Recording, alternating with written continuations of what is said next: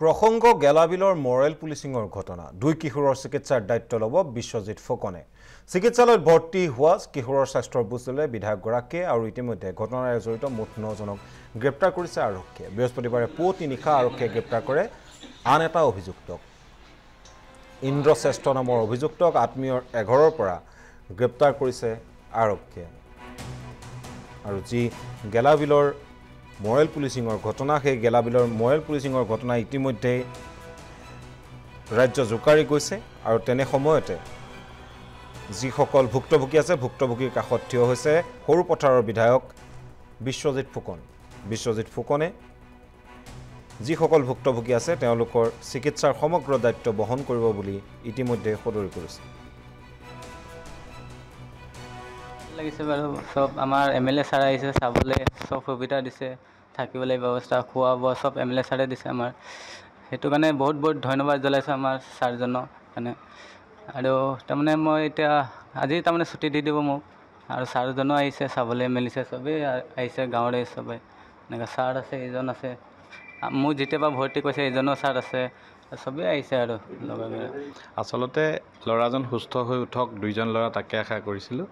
আজি কেইবাদিনো ধৰি ইয়াত গোলাঘাট কৌশল কোঁৱৰ অসামৰিক চিকিৎসালয়ত তেওঁ চিকিৎসা কৰি থকা হৈছিল আৰু ইজন ল'ৰাও ইতিমধ্যে গুৱাহাটীলৈ পঠোৱা হৈছে গুৱাহাটীত সকলো ধৰণৰ চিকিৎসা কৰা হৈছে আৰু সুখৰ খবৰ যে দুইজনেই সুস্থ হৈ উঠিছে আজি আমাৰ চাহানী ঘৰলৈ যাব প্ৰসংগ গেলাবিলৰ মৰেল পুলিচিঙৰ ঘটনা দুই কিশোৰৰ চিকিৎসাৰ দায়িত্ব ল'ব বিশ্বজিৎ ফুকনে চিকিৎসালয়ত ভৰ্তি হোৱা কিশোৰৰ স্বাস্থ্যৰ বুজ ল'লে বিধায়কগৰাকীয়ে আৰু ইতিমধ্যে ঘটনাৰে জড়িত মুঠ 9 জনক গ্ৰেপ্তাৰ কৰিছে আৰক্ষীয়ে বৃহস্পতিবাৰে পুৱতি নিশা আৰক্ষীয়ে গ্ৰেপ্তাৰ কৰে আন এটা অভিযুক্তক ইন্দ্ৰশ্ৰেষ্ঠ নামৰ অভিযুক্তক আত্মীয়ৰ এঘৰৰ পৰা গ্ৰেপ্তাৰ কৰিছে আৰক্ষীয়ে আৰু যি গেলাবিলৰ মৰেল পুলিচিঙৰ ঘটনা সেই গেলাবিলৰ মৰেল পুলিচিঙৰ ঘটনা ইতিমধ্যে ৰাজ্য জোকাৰি গৈছে আৰু তেনে সময়তে যিসকল ভুক্তভোগী আছে ভুক্তভোগীৰ কাষত থিয় হৈছে সৰুপথাৰৰ বিধায়ক বিশ্বজিৎ ফুকনে যিসকল ভুক্তভোগী আছে তেওঁলোকৰ চিকিৎসাৰ সমগ্ৰ দায়িত্ব বহন কৰিব বুলি ইতিমধ্যে সদৰি কৰিছে লাগিছে বাৰু সব আমাৰ এমএলএ ছাৰ আহিছে চাবলৈ সব সুবিধা দিছে থাকিবলৈ ব্যৱস্থা খোৱা বোৱা সব এমএলএ ছাৰে দিছে আমাৰ সেইটো কাৰণে বহুত বহুত ধন্যবাদ জনাইছোঁ আমাৰ ছাৰজনক মানে আৰু তাৰমানে মই এতিয়া আজি তাৰমানে ছুটি দি দিব মোক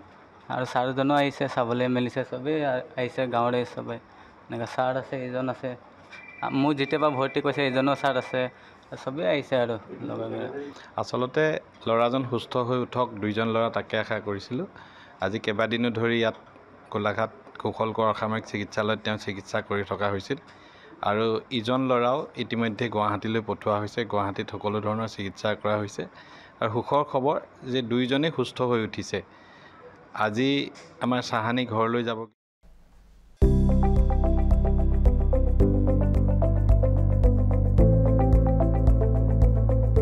NB নিউজ সহজ সৰল ভাষাত নৱভাৰতৰ কথা